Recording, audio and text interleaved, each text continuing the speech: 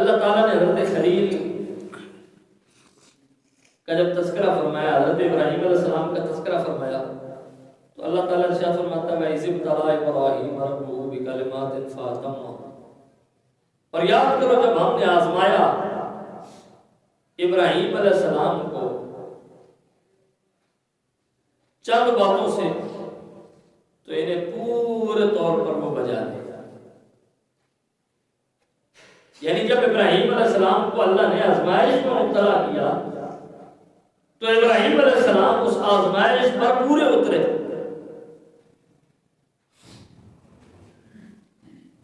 یہ رب کا خلیل ہے، اللہ نے کبھی آتش نمرود میں ڈلوا دیا، آزمایا کہ کہیں آگ سے ڈر کر میرا خلیل بھاگتا تو نہیں ہے۔ کبھی ایسے جنگل میں اکیلا چھوڑ دیا کہ جہاں نہ پانی ہے نہ دور دور تک کھانے کا کوئی نام و نشان ہے، اور آزمایا کہ کہیں تنہائی سے میرا خلیل بھاگتا تو نہیں ہے۔ کبھی بیٹے کی گردن پر چھری رکھوا دی، آزمایا کہ کہیں بیٹے کی محبت میں خلیل مجھے بھول تو نہیں جاتا۔ کبھی اپنا گھر تعمیر کروا کے آزمایا کہ خرچ کرنے سے کہیں میرا خلیل بھاگتا تو نہیں ہے۔ تو جب ہر کام میں حضرت ابراہیم علیہ السلام پورے اترے، اس کا گھر بنایا، تعمیر کیا، بیٹے کی گردن پر چھری رکھ کے اس کو قربان کرنے کے لیے تیار ہو گئے، اس کا حکم آیا تو ایسی جگہ جہاں پانی اور کھانے کا نام و نشان نہیں ہے، اپنی بیوی اور چھوٹے بچے کو وہاں اکیلا چھوڑ کر آ گئے۔ اس کی رضا کے لیے آگ میں جانا پسند کر لیا، تو قرآن نے پھر ان سارے امتحانات کو ایک لفظ میں بیان کیا کہ وَإِذِ ابْتَلَىٰ إِبْرَاهِيمَ رَبُّهُ بِكَلِمَاتٍ، جب ہم نے ابراہیم علیہ السلام کو کئی کلمات سے آزمایا، فَأَتَمَّهُنَّ، تو ان سارے کلمات میں ابراہیم علیہ السلام جب پورے اترے نا تو پھر انہیں کیا مرتبہ ملا، کیا شان عطا کی گئی، اور میں انی جاعلک للناس اماما، اللہ نے پھر انہیں دنیا کا امام بنا دیا، انہیں لوگوں کا امام بنا دیا گیا۔ انی جاعلک للناس اماما، انہیں پھر لوگوں کی امامت کا سہرا عطا کر دیا گیا، انہیں لوگوں کی امامت کا تاج عطا فرما دیا گیا۔ لیکن تھا وہ رب کا خلیل، تو اس خلیل کو اس نے آزمایا، ایک اس کا خلیل تھا اس نے آزمایا۔ یہ نبی کے خلیل ہیں جنہیں دنیا ابو بکر کہتی ہے، اس نے اپنے خلیل کو آزمایا ہے، مصطفیٰ نے اپنے خلیل کو آزمایا ہے۔ اور کیسے آزمایا؟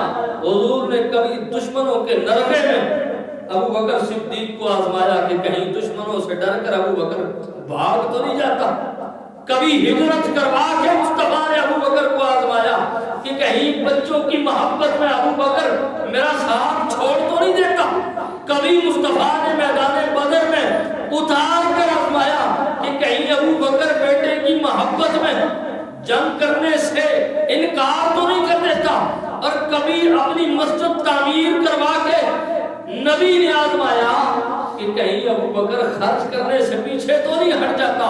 وہ اس کا خلیل تھا جو اس کی آزمائشوں پہ پورا اترتا رہا، اسے اللہ نے انعام ہی عطا فرمایا۔ قرآن کہتا ہے انی جاعلک للناس اماما، اسے لوگوں کی امامت عطا فرما دی گئی۔ اور یہ مصطفیٰ کے خلیل ہیں جنہیں دنیا ابو بکر کہتی ہے۔ جب یہ بھی پورے اترے نا امتحان پر، جب مصطفیٰ نے آزمایا اور ہر امتحان پر پورے اترے، اور ایک وہ امتحان تھا غار ثور کا وہ منظر ہے، مصطفیٰ کریم نبی صلی اللہ علیہ وآلہ وسلم کا سر انور ہے، صدیق اکبر رضی اللہ تعالی عنہ کی گود اقدس ہے، اور اس میں صدیق اکبر رضی اللہ تعالی عنہ نے مصطفیٰ کا سر رکھا ہوا ہے، اور کتنا خوش نصیب ہے صدیق اکبر کہ چہرہ مصطفیٰ کا جو سپارہ ہے اس کو اپنے سامنے کھول کر 3 دن 3 راتوں تک صدیق تنے تنہا تلاوت کرتا رہا اور چہرہ مصطفیٰ کی زیارت بھی کرتا رہا۔ اس دوران جب سانپ نے حضرت ابوبکر صدیق کی ایڑی پر ڈنگ مارا، ابوبکر صدیق رضی اللہ تعالیٰ عنہ کی آنکھوں میں آنسو آئے، وہ آنسو چہرہ مصطفیٰ پر گرے،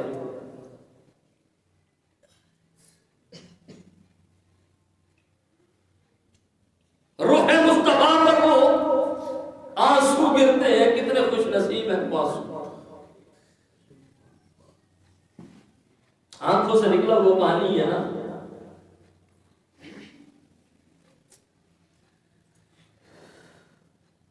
تو کسی نے کہا تھا نا کہ کسی کی ایک آہ پر ہزاروں دل تڑپتے ہیں، کسی کا عمر بھر رونا یوں ہی بیکار جاتا ہے۔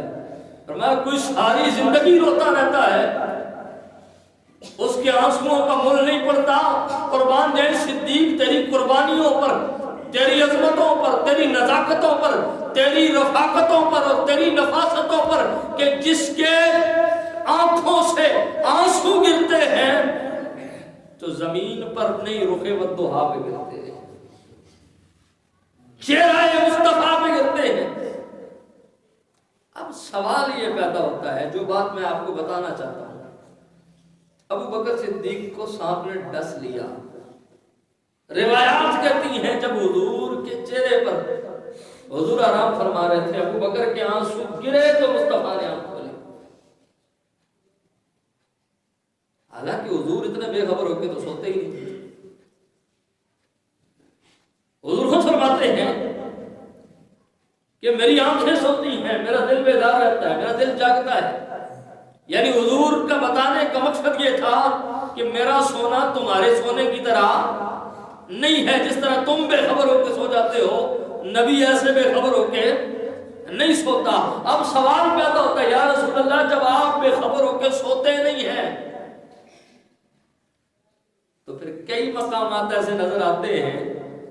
ایک مقام وہ کہ جب ابو بکر صدیق کو سانپ نے ڈسا، جب تک ان کی آنکھوں سے آنسو گرا نہیں آپ بیدار ہوئے نہیں۔ یا رسول اللہ علی کی نماز عصر جا رہی تھی، علی کی آنکھوں سے آنسو گرا نہیں آپ بیدار ہوئے نہیں۔ معراج کی رات جبریل جب آپ کو بلانے کے لیے آیا، جبریل آپ کے حجرہ میں آ کر آپ کے قدموں کو جب تک چومتا نہیں ہے آپ کی آنکھ کھلتی نہیں ہے۔ یا رسول اللہ آپ کہتے ہیں میری صرف آنکھ سوتی ہے، دل تو بیدار رہتا ہے، تو پھر یہ 3 مقامات ایسے کیوں ہیں کہ جبریل کو چومنے کی ضرورت کیوں پڑی؟ جبریل کے آنے سے پہلے آپ اٹھ کیوں نہیں گئے؟ علی کی نماز قضا ہو رہی تھی، علی کے آنسو گرنے سے پہلے آپ بیدار کیوں نہیں ہوئے؟ اور ادھر ابو بکر کو سانپ نے ڈس لیا تھا، ابو بکر کے آنکھوں سے آنسو گرنے کے بعد آپ بیدار کیوں ہوئے، پہلے کیوں نہیں اٹھے؟ اصل میں علماء فرماتے ہیں خبر مصطفیٰ کو تھی، مصطفیٰ کو پتہ سب تھا، لیکن عشق کا امتحان تھا۔ جس طرح وہ اپنے خلیل کو آزماتا رہا نا، اس طرح مصطفیٰ اپنے خلیل کو آزما رہے تھے۔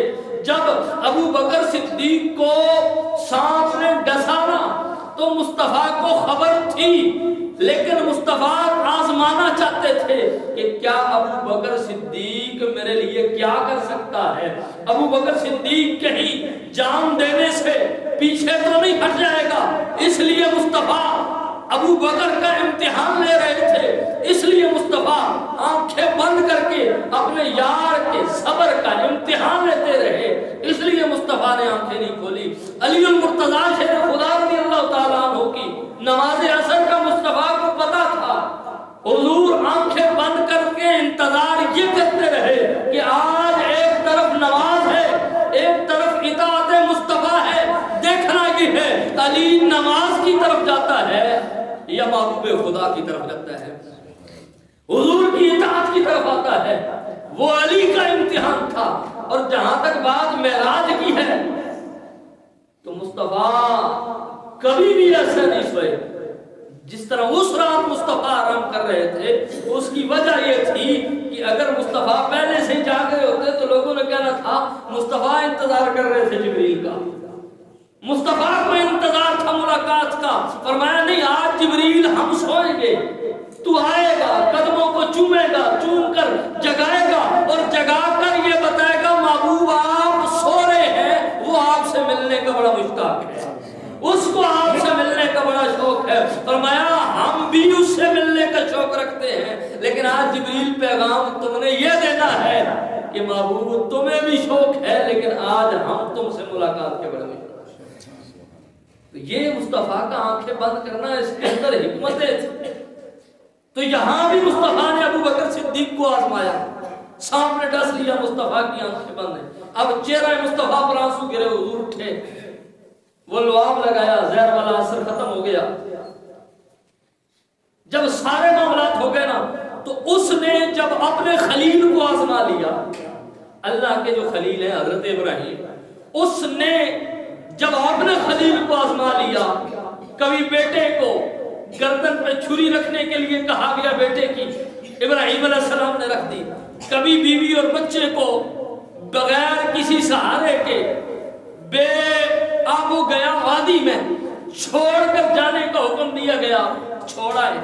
کبھی سارا مال رب کی بارگاہ میں قربان کرنے کے لیے کہا گیا، قربان کر دیا۔ کبھی اس کی رضا کے لیے آگ میں جانا پڑا، چلے گئے۔ کبھی اس کی گھر کی تعمیر کے لیے اپنا مال و متاع خرچ کرنا پڑا، کر دیا۔ وہ اس کا خلیل تھا۔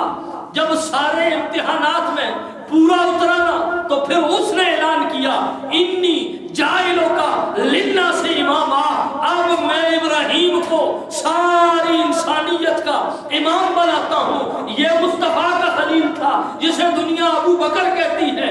جب یہ سارے امتحانات میں پاس ہو گیا، بدر میں جو امتحان آیا ابو بکر اس میں پاس ہو گیا، ہجرت میں جو امتحان آیا ابو بکر اس میں پاس ہو گیا۔ جب سامنے ڈسا وہ جو تکلیف تھی، شدت تھی، وہ جو اکیلا پن تھا، اس کے اندر بھی جب صدیق کامیاب ہو گیا تو اب مصطفیٰ نے بھی اعلان کیا، وہ خدا کا اعلان تھا انی جائلوں کا للناس اماما، میں نے ابراہیم کو لوگوں کا امام بنا دیا ہے۔ اب مصطفیٰ کا اعلان تھا مرو ابا بکر فلیصلی بالناس، میرے ابو بکر کو حکم دو میرے مصلی پر آ کے کھڑا ہو، میں نے ابو بکر کو امام بنا دیا ہے۔ یہ امامتیں تھوڑی